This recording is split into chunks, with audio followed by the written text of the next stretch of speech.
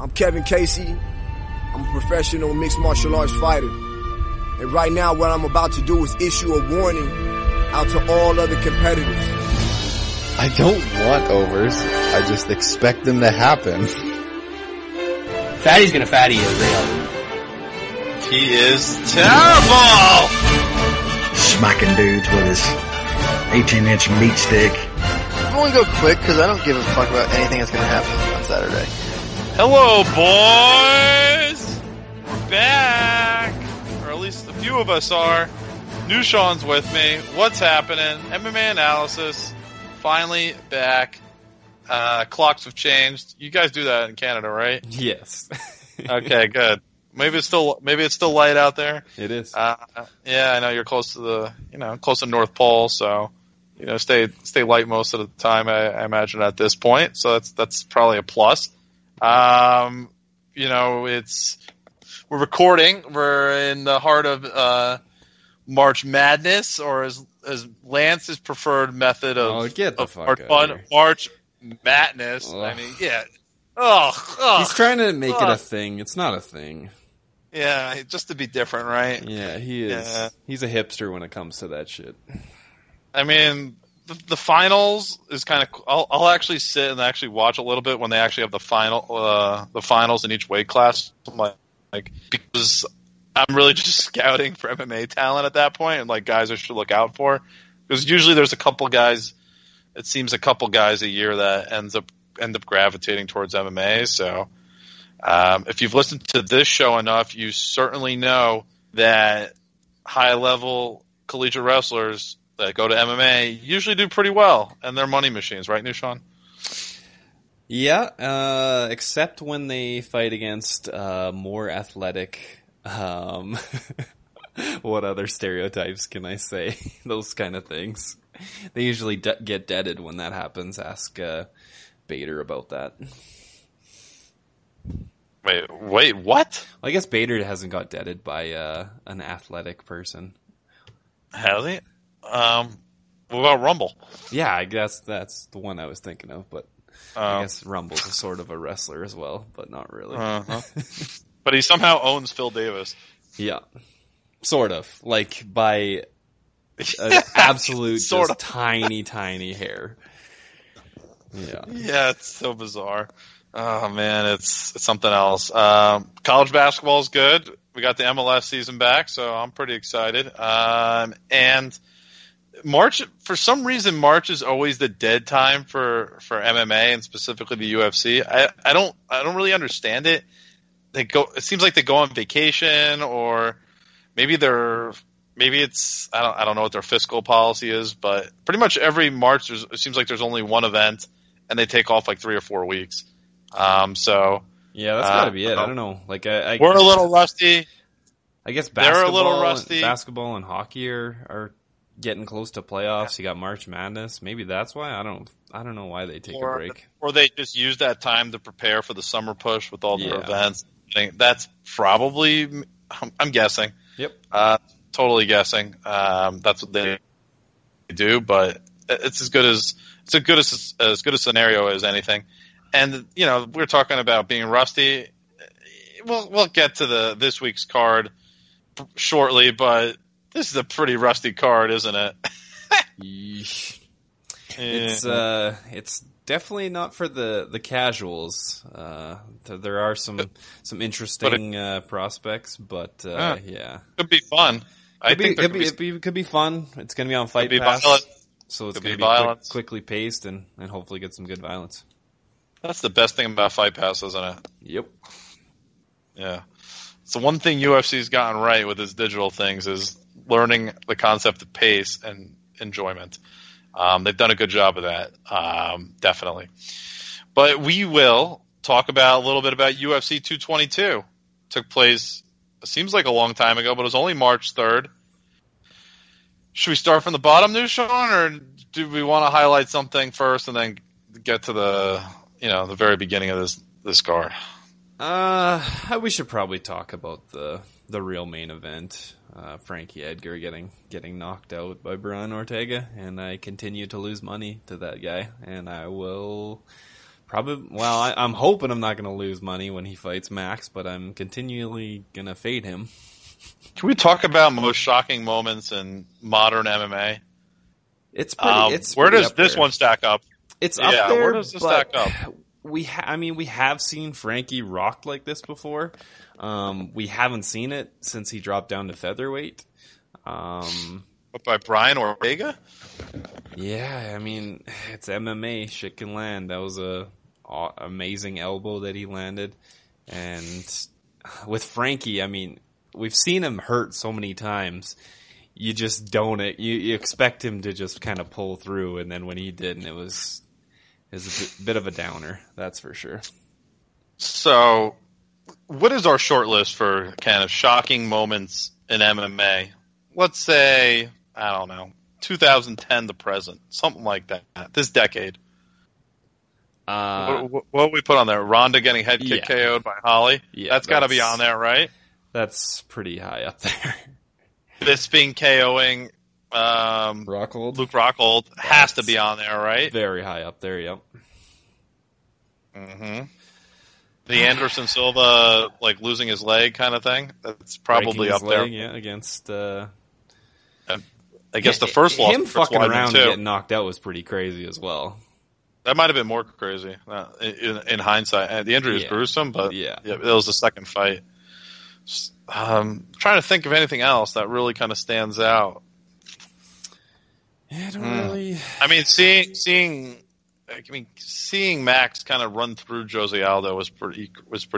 Well, you know, Connor deading Jose Aldo. That was insane as well. No one saw that coming. Yeah, not in that fashion. I mean, right. One punch. I think that's kind of the short list. Yeah, I mean, there's probably some other ones, but Rose finishing Joanna was surprising. Yeah, but I wouldn't. That's a fresh one. It was surprising, but it's not anything absolutely insane like those other ones. Which is weird, but I kind of agree with you. Those are the ones that I'm kind of thinking of.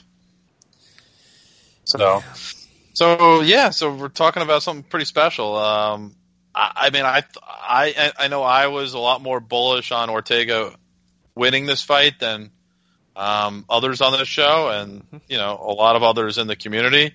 But I never didn't expect that. I thought sub. I really thought, because I just think this guy is capable, and he's one of those guys that just seems to do kind of weird things, which is fine. But I did not see the knockout coming, and it wasn't ref stoppage. It was a legitimate knockout. So impressive, and I'm super excited for the Ortega Holloway fight. I think it's the second. I mean, there's three clear fights in MMA now. There's that one. There's the Habib Tony fight, and then there's the light heavyweight. I guess it's kind of a unification super fight. Yeah, I would put those three are kind of like 1A, 1B, 1C right now. I mean, at least kind of the way I see it. Fascinating in various different ways. So it's a big fight whenever they have it. I'm very excited for it. I'm sure you are too, right? You betcha. That's a insane fight, and I will keep counting out Ortega, and I will keep losing money. It seems like. Yeah, I mean, it's awesome to see two guys like that are still relatively young and 27. I think Ortega's 27. He's the old guy in this fight. Yeah, and he's very cool. It definitely feels like one of those situations where they could face, at least twice. Yep. Times. Which is cool. So we like that. So definitely one to watch for. Let's start at the bottom of the card now, or go down to the bottom of the card. Man, I was pretty high on Jordan Johnson. I understand he won this fight against Adam Milstead by split decision, but this was not a good performance, was it? No. I know Brad has been pretty down on Johnson. He's definitely not as high as some of us on the podcast, but yeah, he didn't show too much. He wasn't able to take Milstead down, and his striking was just barely enough to win a split decision. Gotta love the 27-30 there. That's always... Yeah, where'd they come up with that idea? I don't know. That's there's a lot of split decisions on this card. And not good ones. No. But, yeah, he's got to make some big leaps for him to be anything. Like, light heavyweight is shitty, but it doesn't seem like there's much there. Am I the only one who thinks that Little Nog is to Big Nog as Jordan Johnson is to Travis Brown? In what way? Being his younger twin brother or his smaller twin brother. I guess so. I mean, like they look alike, don't they? I gotta take a look. I gotta see what Jordan Johnson looks like again. It's not fresh enough for me to comment on that. I think I'm going to now. I just pulled it out.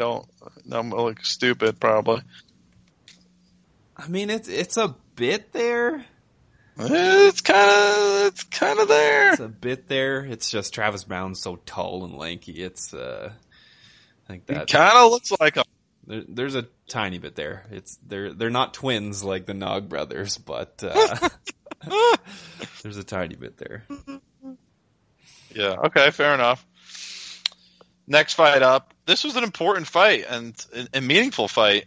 Cody Stamann and Brian Caraway. Stamann got the split decision. What do you think? Big win for him. Yeah, big win and good to persevere after that first round. Caraway was able to get him down and just do work in top position. He wasn't doing any crazy damage, but he seemed pretty dominant. And then Stamann was able to stuff it. Caraway gassed and he was able to take over. I don't know how much of that was rust from Caraway. He kind of gassed and wasn't as sharp, but impressive from young Cody Stamann. Yeah, Stamann's a pretty decent prospect. I think he's convinced me. Wow, I don't know if you're watching this. We're gonna have to break away. A little San Diego State Houston. They've hit back threes. Houston? No, going back and forth. Oh, so shit. San Diego hit a three to tie. Houston went up 3, and San Diego State hit a 3. And now they're in the final play of the game with no time left on the shot clock. Shit. So I will. What is that again? Is that a 7-10? Is that a 7-10 game?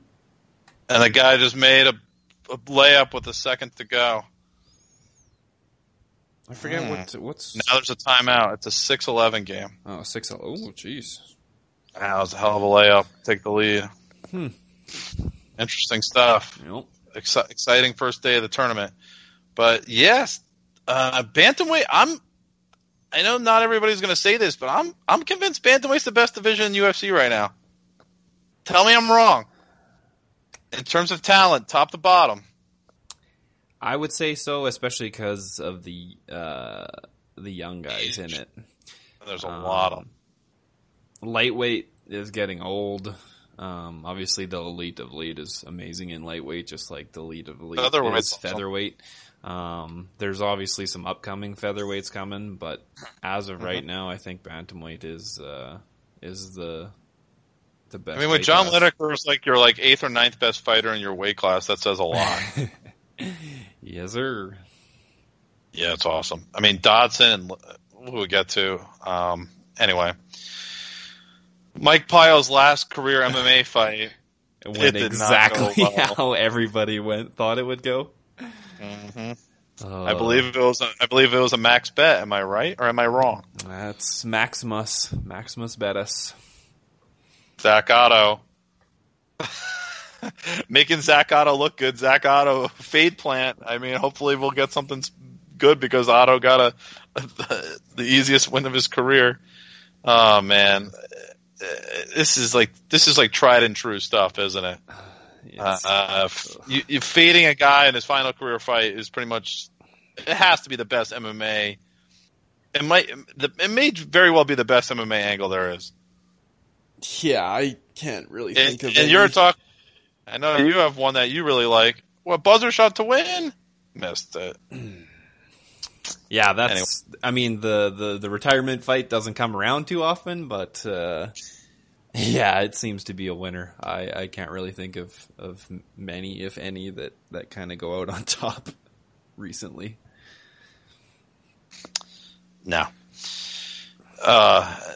It went from the most obvious result to the most bizarre result. Stevie Dalloway, who's supposedly still suing a hotel for an injury he got in a hotel room, or he got in a hotel elevator at a UFC event. He thinks if you can actually sue somebody for injuries, yet still compete in combat sports. Then he faces Hector Lombard, doesn't look good in the opening round, but takes a punch at the conclusion of the round and wins because Lombard got DQ'd. And I actually have to agree. It was after the bell. And Shaun, you agree? I mean, do you agree with the DQ? Yeah, that's tough. I mean, it was definitely illegal. I think Hector knew what he was doing. Some other fighters have been able to get away with it. It was pretty shitty refereeing. Referees got to be right beside the fighters when it's close to the bell to break that up, because we've seen it happen before with Durandame and Home. They got to be better. But yeah, Lombard's an idiot. And Dalloway will take his win money after he just got fucking lights out. Well, he's going to have to pay those legal fees. Yeah, to try to get, I don't know how that, was that in Brazil or something? I forget where the hell that was. No, it was in like Cleveland, I think. Oh, fuck. Ay. But how can you be suing? Well, because it's lost wages. Like, yes, you're working. Well, he's back. The reason is he had to pull out of fights that were scheduled because of the back, so it's kind of lost wages. Obviously now it's better or fine, but he did lose money in the meantime, so guess that's the way it goes. And what I thought was the second best fight of the evening, John Dodson and Pedro Munoz. This was an interesting back and forth battle. Yep. But it seemed like Dodson was fighting with one hand and still won. Is that what you thought too? Yeah, I mean he wouldn't throw the one hand, but he was still able to get away with it. He obviously wasn't landing too hard, but he was just landing way more punches. Like Pedro was coming forward the whole time, but just because you're coming forward and getting tagged all the time doesn't mean you're going to win. He did somehow convince one of the fucking judges, though, which is insane to me. I mean, it was a pretty clear either 29-28 or 30-27. But what can you do? That's judging for you. And, yeah, mma-analysis consensus bet stays undefeated. Do what we do. That's right. The mma-analysis consensus bet. We're in the middle of March. We're in the middle of March. We are. Hasn't lost yet. It's undefeated. Yeah. So that's the thing. Nope. So far, so good. Anyway, let's not talk about it anymore, because that's what you do when things are going well. I guess this would be the surprise of the night, other than what we talked about with Ortega and Frankie Edgar. But some noob named Alex Hernandez just completely wiped the floor with this Beneil Dariush. Top 10 lightweight, rather. Who is this guy? Gotta love this. We didn't even break down the fight. We're like, this is kind of pointless. I mean, anything can happen, but it's a top 10 lightweight versus a guy that's coming in off a week's notice. And then look what happens. Man, he looks pretty scary, doesn't he? He is pretty scary, and Dariush has that chin that we have seen clipped before. This guy's aggressive, and he looks gigantic for the weight class. Yeah, it'll be interesting to see what they're going to do with him, because, I mean, if they try to rush him, I think that's a bad idea. Like, I know he has this amazing win over a top 10 lightweight, but just because you beat a top 10 lightweight doesn't mean your next fight has to be a top 10 lightweight. No. I'll give him a matchup. Let me look. Let me go through my little trusty numbers here. Let's see who we can give him. How about James Krause or? By the way, he's ranked now. He's number 13. You could do the winner if Stephen Ray wins. You could do that. Yeah, that kind of fits. Yeah, any of those two are pretty good matchups. But yeah, they ranked him number 13, and Dariush is 15 now after that. Fuck. I mean, what do you think of that? It's dumb. It's dumb as fuck. Just because you beat somebody, I agree with you. especially in that situation, doesn't mean you should be ranked ahead of him. Like, Dariush has beat how many top 15 fighters, but he loses once to a no-namer, and he drops to 15th, and the guy who beats him is ahead of him. Like, if you go in whatever we're talking about, like, let's say college basketball, for example, you know, they have a full ranking system. If you're a top 10 team and you face basically like a mid-major that, like, no one had really heard of, and they compete and they, like, win, I don't know, even if they win by 10 points over that number 10 ranked team, they don't automatically just jump them. It doesn't work that way. Nope. Why did they think that it has to be that way in MMA? And there's definitely some folks in the community that are, you know, on the media side who, like, they that's all they believe. Well, this guy beat this guy, so he has to be ranked above him. Because they're dumb and they don't watch other sports like college football and college basketball. Aren't there flukes? Like, flukes that happen. Yeah, just because he did it once doesn't mean he would do it nine other times out of 10. Like, but whatever. I mean, the rankings are the fucking rankings. What do you expect? Yeah. Anyway. Yeah. And then the preliminary card main event, Joey Diaz's favorite butt-sniffing device, Mackenzie Dern, won a split decision over Ashley Yoder. Man. Dern's got to find a way to get the fights to the ground, doesn't she? Yeah, she's got to work on that wrestling because, I mean, supposedly she has judo, but I sure as hell didn't see much of it. Like, yeah, not good. But when she's on the ground, she's super. Yeah, she looks super. You got to get it there. That's the problem. About it, but yeah, she's super advanced.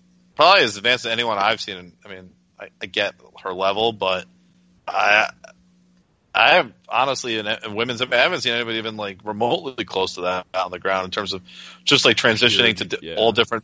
Yeah, I mean, like, sure, like, Rousey had a great armbar, and that's what she went for, but, like, just, like, transitioning from one thing to the other thing kind of reminded me a little bit of, like, Gilbert Burns or Dubronx. Very, very similar. Just a lot of, like, just thinking on the fly.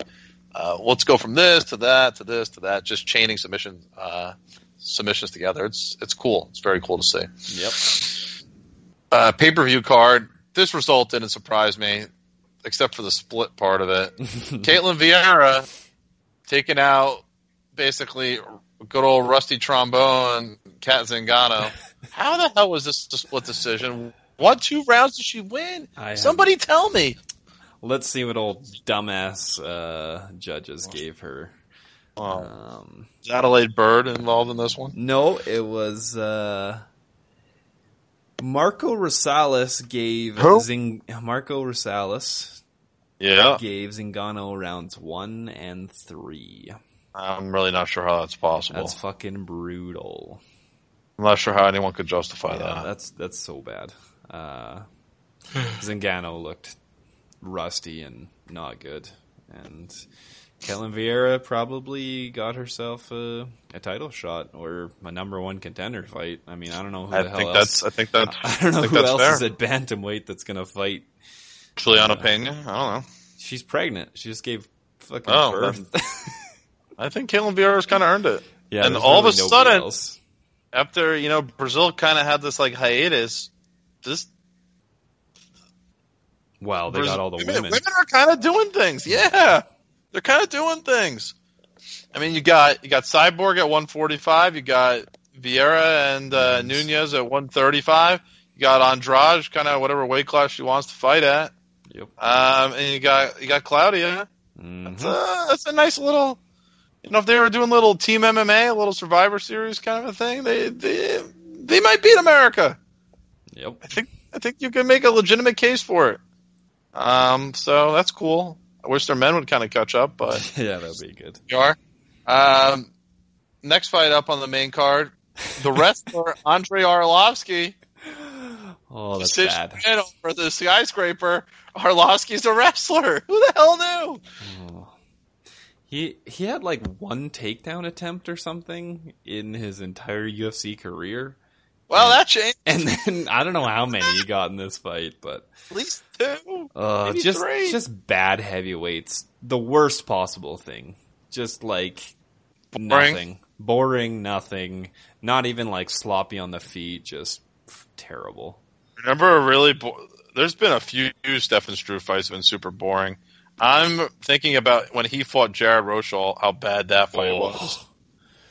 You remember that? That's a Raw Schultz special right there. What? That was a waste of complete.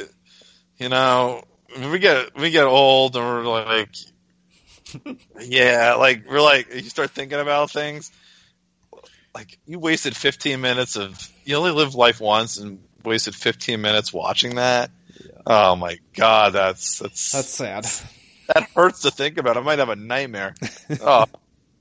So Arlovsky had 4 takedowns in that fight. That's so bad. Oh, I gotta look this up. Oh, let's take a look. He was 4 of 9 on takedown attempts. 9 takedown attempts from Andrei Arlovsky. Speaking of Arlovsky, do you know who they're setting him up to fight next? I don't. It's not the Black Beast, is it? No. Hook Nose is reporting that they're working on him versus Tai Tuivasa at UFC 225 in Chicago. Okay, that's fine. Tuivasa's going to murder him. I think that's the idea. I hope so. That's what's going to happen. They're using Arlovsky as gatekeeper. Yep. That's fine. It's the entrance to the middle part of the weight class. I get it. Get to see another titty dance from Tai Tuivasa. That's always good. I kind of like him. Yep. He's not dislikable. Talk about another weird fight. The one-footed Sean O'Malley getting a win over Andre Sutentai. Supkantai. O'Malley looked good in the first couple of rounds. His striking is pretty awesome. Then shit got weird. Yeah, shit did get weird, and Supkantai just decided to absolutely shit away a win. All he had to do was stand up. This has to be some of the worst fight IQ we've ever seen in the cage, right? And I mean, he came out and talked about it, and he's like, well, I just got smashed in my head for 10 minutes. I didn't really know where I was. And I'm like, oh, come on. There's been some guys that have got cracked a bunch of times, dropped, and still know when to just stand up so that you can win. Oh, that's epically bad. He's never going to live that down. Nah, probably not. I'm looking at the Hook Nose tweet as we speak. That's nice. Yeah. Okay, fine. Main event time. Sacrifice. Yes. I mean, I'll give Kunitskaya a little credit. No, not even a little. At least she went after from the very beginning. She didn't whimper. I mean, if we're getting to that, what else is she gonna do? Well, I mean, that's what I expected. So, okay, it didn't really change much. I mean, she was a minus whatever 1,000, 1,500 favorite for a reason, and that's what they do. Not much happened. Cyborg destroyed her, showed the power difference, and I mean, she was 2-3 in her last 5, and then she gets to fight Cyborg. Yeah, what are we doing? What are we doing here? Like, UFC will just do anything to save a fucking pay-per-view card. I mean, yeah, but whatever. Oh, they don't think a lot, but we already knew that. Yeah.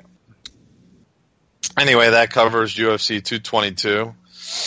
Some interesting results, some surprises. The end of Mike Pyle. And and we're back to the world of weird split decisions. Oh yeah, we forgot to mention that Caitlin Vieira was a split decision victory. God knows. We did. That's right. We did mention. Yeah, we did mention. I don't know how the fuck. Before split decisions. I mean, come on. Yeah. Anyway. At least the winning fighter was the correct fighter in all those, but cutting it close, that's for damn sure. Yeah, they really were. Anyway. Sorry, preliminary card. UFC Fight Night 127 returning to the O2 Arena in London. Pure Fight Pass. You know, they've been usually been pretty good at, you know, a pretty marquee main event. Like, okay, this is like a decent heavyweight fight. Like, it's not terrible heavyweight fight. I mean, I think the winner of this is either getting a title shot or getting a title eliminator, like close. Right there. Yeah, getting close. I don't disagree. But look at some of the previous fights they've had in London. I mean, Anderson Silva and Michael Bisping. There's been some mega fights there. Mega fights. This is not a mega fight. I mean, the London fight card should be the marquee European event of the year. I think they were trying to make Wonder Boy and Darren Till on this fight, but that obviously didn't work out. And that would have been a really good fight. But this card should be deeper than that. My theory is that each continent should have like a marquee. I mean, outside of North America, which obviously gets a lot of events. Yeah. But South America, Europe, Australia, and then Pan Asia, or I guess the Pacific Rim. They each should have, if they want to have multiple events there in a year, that's one thing. But there should be a marquee event each year where there's multiple big fights. Just a way to promote the sport. In those areas, territories, whatever you want to call them. And this fight card just doesn't have really any of that. So when you look at how rough some of these normal fight cards are, I know. Yeah. I know. Yeah. I'm being logical. I'm making too much sense. I get it. That's understandable. Anyway, first fight on the card. I don't know if you have an opinion at all. This dude Nazmat Hakparast, I don't know if you remember him, facing off against former Cage Warriors champion Nad Narimani. Shaun, do you care? Not really. I mean, the one guy lost to Marcin Held in the UFC. That's right. That's where we're at. He hits like a Mack truck and he almost finished him, if I remember correctly. Yeah, I think I remember that. So I don't know. Hopefully, it's a fun fight. I will pick Narimani. Yeah, I'm gonna do that too. Anyway, heavyweight. Oh, back to some high quality MMA. We're back to high quality. Mark Godbeer, still the best last name in MMA, going against undefeated Dmitry Sosnovsky. I think I said that right. Sosnovsky. Godbeer can't win, can he? I mean, it's heavy. It is heavyweights, so dumb shit does happen. But Mark Godbeer is a bad fighter. And this Sosnovsky, he has a lot of finishes. I mean, as he should. He is a heavyweight. He's a good athlete. Yeah. He's another one of these Russians. I don't think he's Dagestani, but he's Russian. So Ukrainian, I believe. Oh, he's from Moscow, Russia. Moscow. Oh, for some reason I thought it was Ukrainian. Oh, okay. Hopefully you see something with Sosnovsky. I mean, he's 28, so that's would true. Be some nice young blood into the heavyweight division, but I'm fairly skeptical. So hopefully we see Mark Godbeer go sleep real quick. A fight that I think we can actually talk about. Yeah. And pretty interesting matchup. Cage Johnson, another Canadian, taking on Harlem Heat, Stevie Ray. Shaun, what do you got for me? Cage and Johnson, the guy who just pisses the UFC off he's good at that. Yeah, that's all he does. And they keep he's trying to set him He's like up. the male version of Leslie Smith. Yep. Yeah, that's fair. Yeah, they're both pushing the old fighter union and fighter rights and all that stuff. Pisser offers. I still can't believe I was in attendance at his last win when he knocked out Adrian Martins. That was mind-boggling that happened. How did that happen? It didn't even look like a hard punch. He just clipped Martins kind of behind the ear, right around the ear, and he just went down. It was a weird one. Stevie Ray went the old free agent route, and obviously did not work out for him. when he lost to Paul Felder, I had the over in that fight. I think I even sprinkled a bit on Stevie Ray as well, and that kind of came out of nowhere. Felder finally did something good in the UFC, something with power and finite. I got to go with Stevie Ray. I can't bet him at minus 185 just because of coming off that deadly KO and the whole free agent stuff that's going to be on his mind. But I'll pick him. He's the much more skilled fighter. I agree with you. Where are my numbers here? Sorry. My God. I got Stevie Ray a C. D. Cajun Johnson C minus. Really? D plus. I got C minus, but I could see a D plus being possible. Yeah, Stevie Ray offers a lot more. I like his gas tank a lot. Cajun Johnson, I feel like he kind of luck boxed. If he didn't have that flash KO against Adrian Martinez, he'd probably be like plus 245, plus 250 in this bout. So I think that number is just skewed because of that result. You mentioned that, like, Stevie Ray, way better offensive wrestler, more variety on the feet, better gas tank. I would even say he's more durable than Cajun Johnson, who's had a couple of bad injuries in the cage. I think Stevie Ray wins this fight pretty easily, despite that result that you referenced, which was now 9 months ago. So at least he took off the proper amount of time after that loss. So I'll take Cage. I don't know if that was by choice. I think he was trying to. Right. He was a free agent and was trying to get re-signed. It worked out. It worked out. He took some time off after getting his clock cleaned. That's right. He did. Light heavyweight bout. One of Lance's favorite fighters, Paul Bear Drew Craig, taking on a newcomer, somebody I have my eye on, Magomed Ankalaev. New Shaun. Have you seen the Ankalaev? I have not seen them. I've heard the stories. What stories have you heard? He's an absolute monster. Yes! And he's Dagestani, and he's... What else do you need to know? That's pretty much at this point, especially when he's facing who he's facing. So you think the UFC is anti-Semitic? Or what? Because they seem to really want Paul Craig to die. They match him up against Tyson Pedro, gets murdered. They match him up against Khalil Roundtree, gets murdered.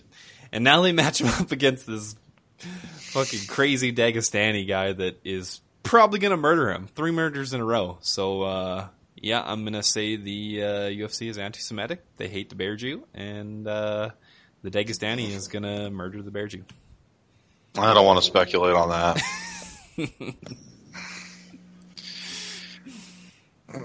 I got Paul Craig a D minus, Ankalaev a C. It's pretty high grade for me for a debuting fighter. There is very few flaws that I saw. He's got good footwork, decent size, pretty heavy punches, heavy ground and pound, like fight-ending ground and pound ability. He's got some variety in his offensive takedown attempts. He can, he can kind of shoot from a few different angles. There's a lot to like here, and he's even got a pretty good gas tank. He's facing Paul Craig, who's got like no stand-up whatsoever.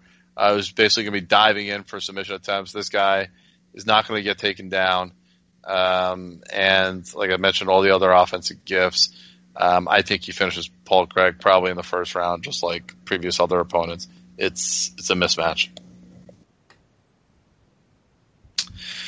Another debuting fighter. So we went from Magomed Ankalaev to Canada's best hope, maybe? He's not white, so we got a chance.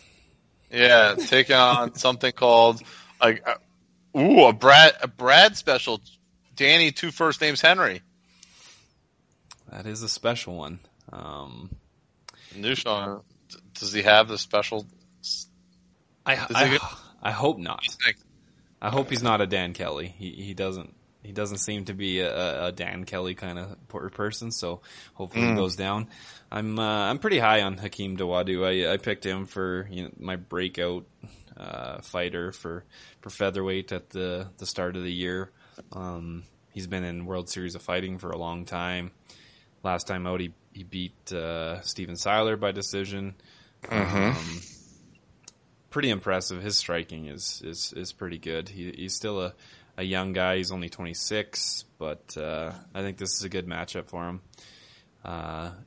Danny Henry was kind of came out of nowhere. He beat Daniel Tamer, who we all kind of hyped up. I don't know if we hyped him up a bit too much because of his brother. He had a shit ton of first round finishes.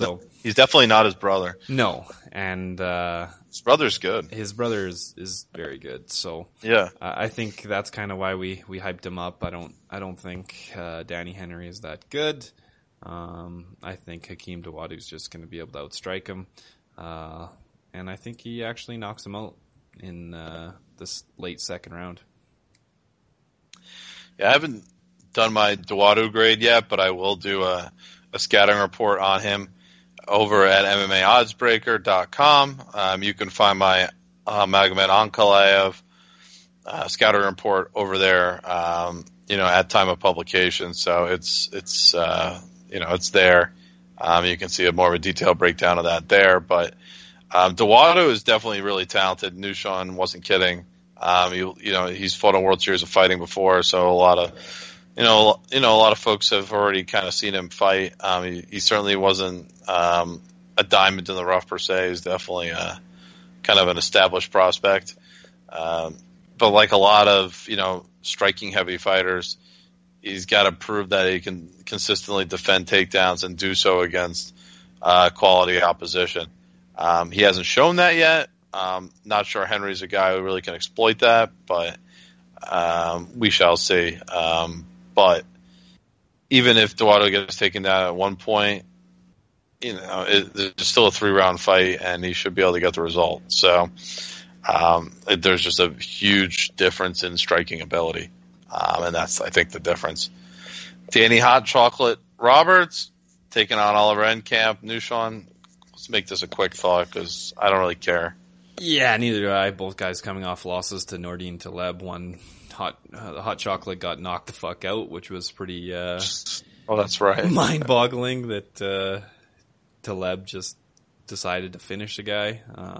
And then Enkamp lost by decision. Hot Chocolate hasn't looked good. I know he beat Bobby Nash, but he was getting pieced up in that first little bit of that fight, and then obviously, like all Bobby Nash fights, he chokes it away and loses. So I think I'm actually going to pick the underdog Enkamp. No chance I'm betting it, though. I can't trust the guy. I don't think he's that good either.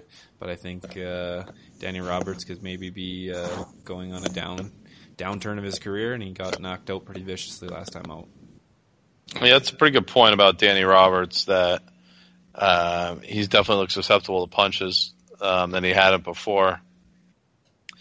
But I don't think Enkamp has KO power, and Roberts is, he's certainly not a world beater, but I wouldn't put him in the bottom rung of talent in the UFC either. He has some pretty, some decent variety in his wins, but this is, you have to be a little bit wary because of some of his recent losses. I think overall, I think this is definitely one of the more likely stay away fights on the card. It's just not worth it. Two guys coming off losses, neither has looked super impressive of late, so pass and move on. Preliminary card main event. I don't have an opinion on this one, Shaun. I don't know if you do. Charles Bird and John Phillips head screwdriver. What do you think? Yeah, this guy's nickname is the White Mike Tyson. Oh yes, that's right. You're jogging my memory. Nowhere near that. It's a travesty to be able to put that in your name. This guy lives in a van outside the SBG camp. By the river? He's Down the river? down by the river hanging out by John Kavanaugh's place. So he's this guy is not good. He took 2 years off. He's only fought 4 times in the last 3 years. The last guy he fought, you should take a look at his picture on SureDog. He has the most unathletic body I have ever seen. Like, just no muscle tone. I think Dan Kelly? He's on that level. I think, but Dan Kelly's kind of got the dad bod where you can tell there's some old. Muscle underneath. This guy's it's just sad. I got to think about it. His body is just sad. We forgot about one guy. Was that Tony Puddings?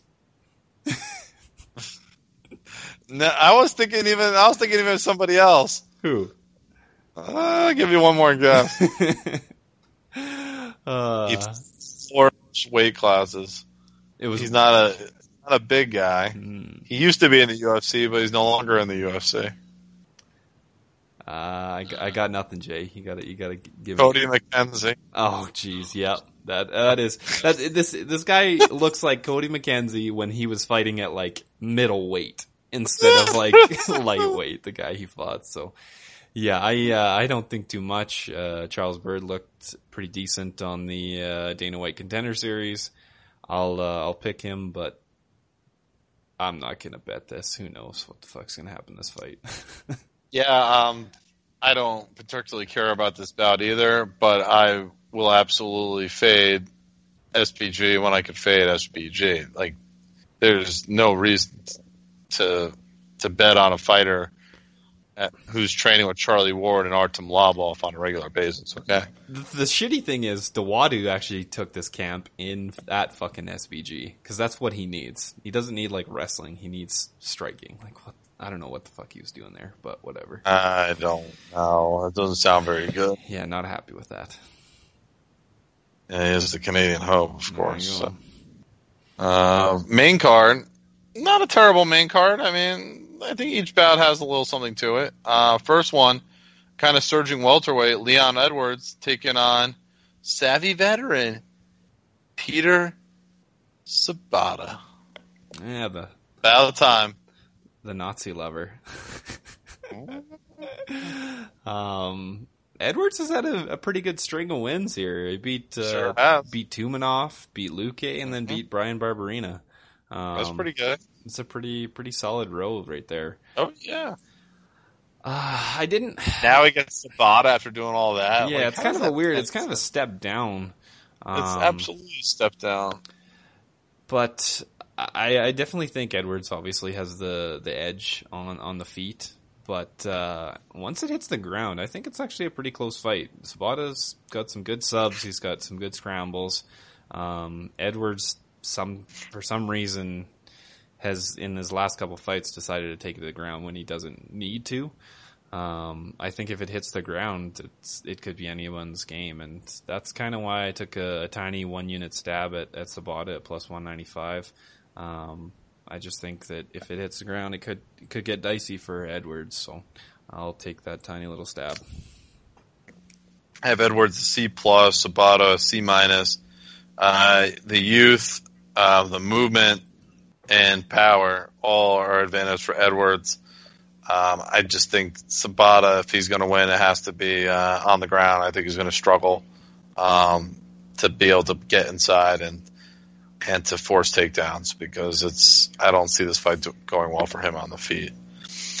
One bout I've been really looking forward to, Terrion Ware returning to the octagon to face one of MMA's brightest prospects after his first defeat, Tom Duquesnoy.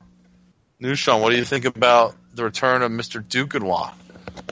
It's exciting. I got to see him fight when he beat Patrick Williams. I actually got the hat that Greg Jackson was wearing. He handed it to our friend Trish, and she didn't want that shit, so I got it. So that's kind of cool.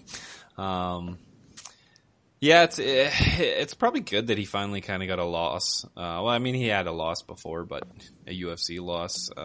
In hindsight, Stamen's good. I mean, it was a close fight, and as we've seen, Cody Stamen is a pretty damn good fighter. So it's not like it's a bad loss. I don't know what Tyrion Ware did to the UFC. He's another one of these guys. He got lined up against Cody Stamann, and then he had to fight Sean O'Malley, and now he's got to fight Duquesnoy. Like certain guys, they're just like, they don't like him, huh? We really want you to get knocked out and go away. So I expect Duquesnoy to learn some stuff after that first loss. Keep it standing. Tyrion Ware's not really a wrestler, so it should be a kickboxing fight, and obviously Duquesnoy is really good at that. So there's a reason that Duquesnoy is minus 340. It's a little high for me, but obviously expect him to put in work and likely get a finish at Tyrion Ware. Yeah, let me just pull up my grades. I got Duquesnoy C+, Tyrion Ware D+. I think Duquesnoy is one of the best bets on the card because while Tyrion Ware is a decent striker, he's got pretty good hands. He does no grappling game. The way to beat Duquesnoy is to grapple him, to kind of minimize his abilities on the feet or even on the mat, so that you can further control him. And that's really the key. And Tyrion Ware is really just a boxer with good hands, and he's not going to wrestle. He doesn't have the ability to do that, and he's not going to be able to get the fight to the ground. So I think he's going to be in for a rough night as Duquesnoy kind of throws with a lot more variety and just kind of picks apart Tyrion Ware. We'll have to see if that ultimately means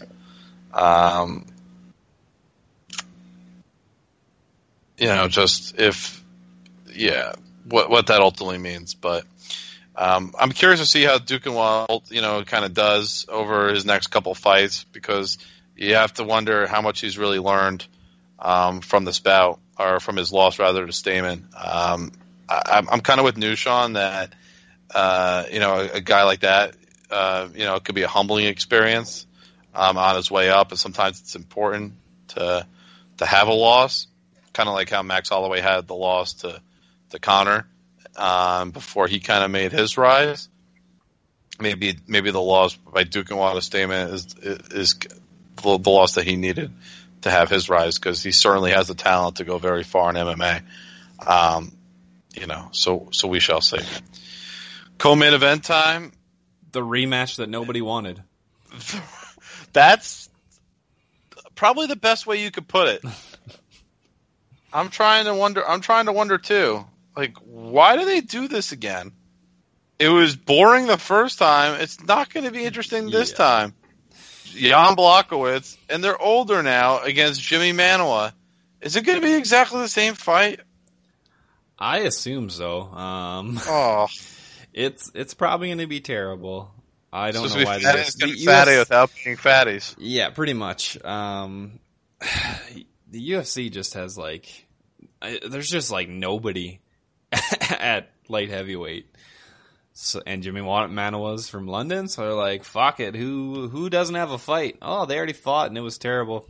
Whatever. What are the chances it's shitty again? Probably pretty good.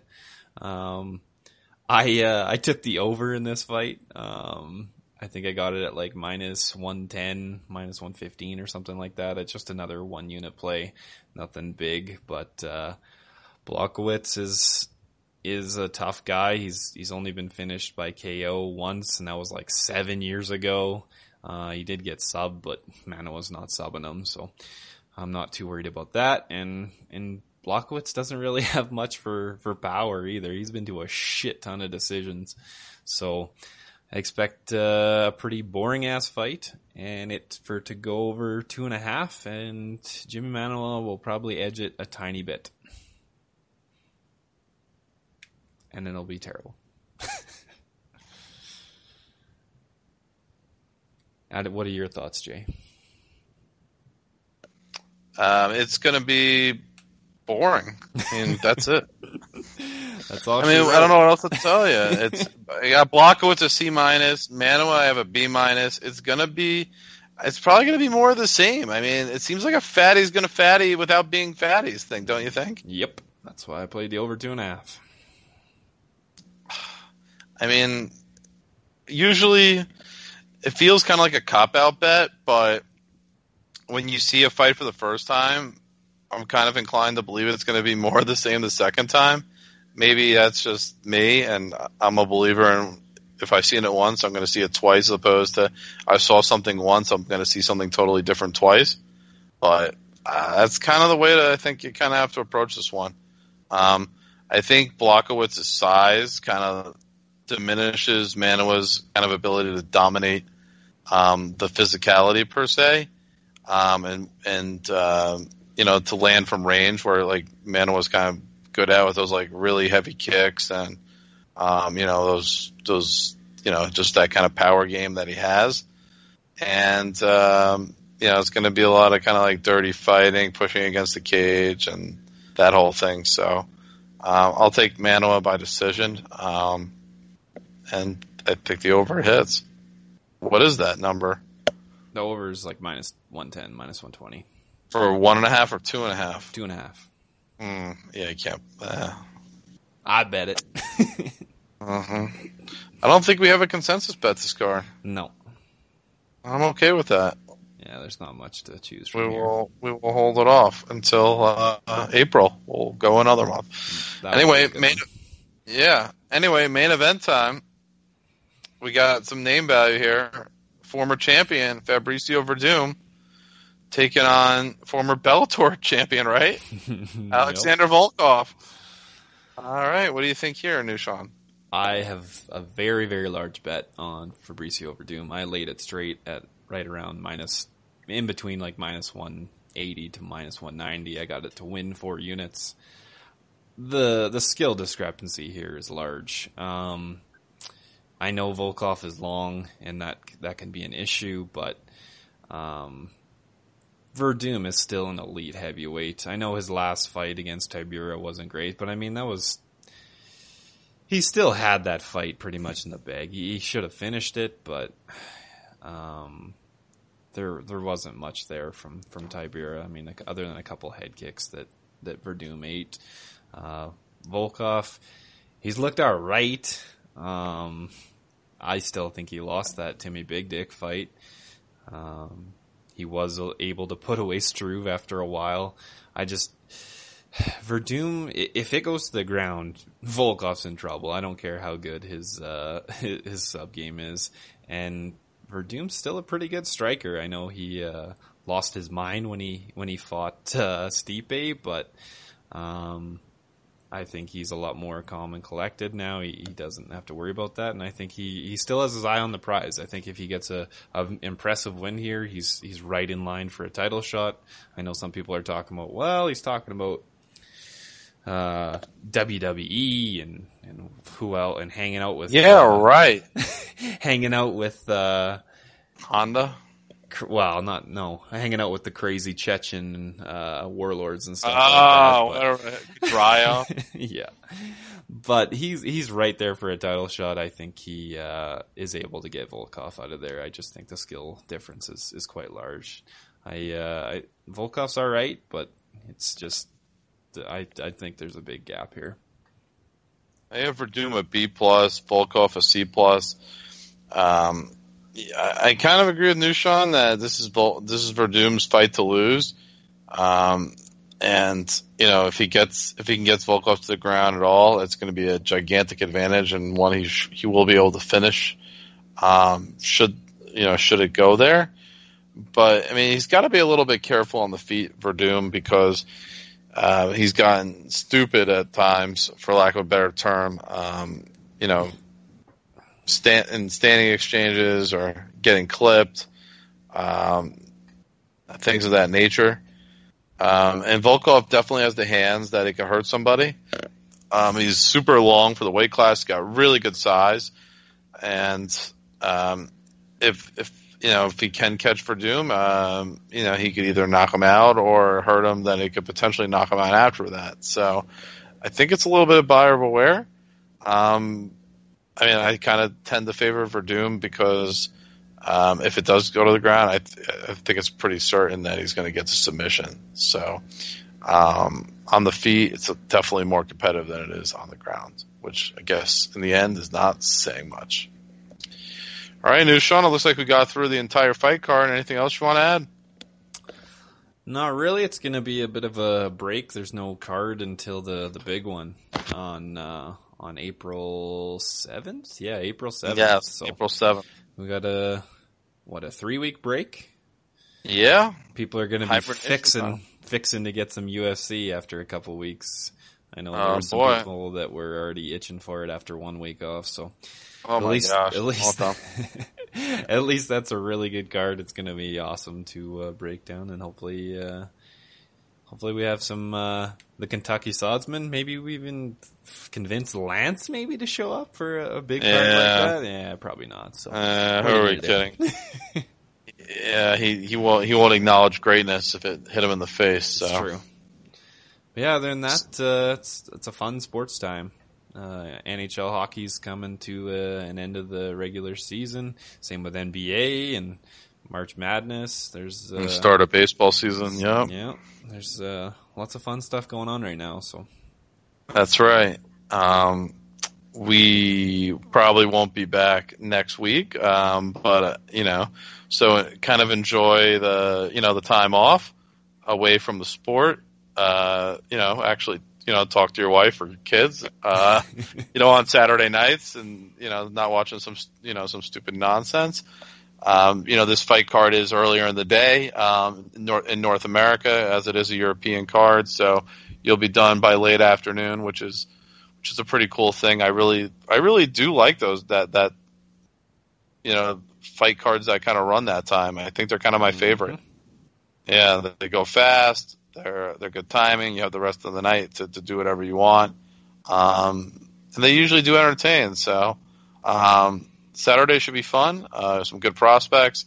Not the most marquee fights in terms of divisional importance, but again, look out for some of those new guys on the preliminary card. And like I said, watch out for Tommy Duquesnoy on the main card. I think he'll he could put in a fight of the night caliber performance.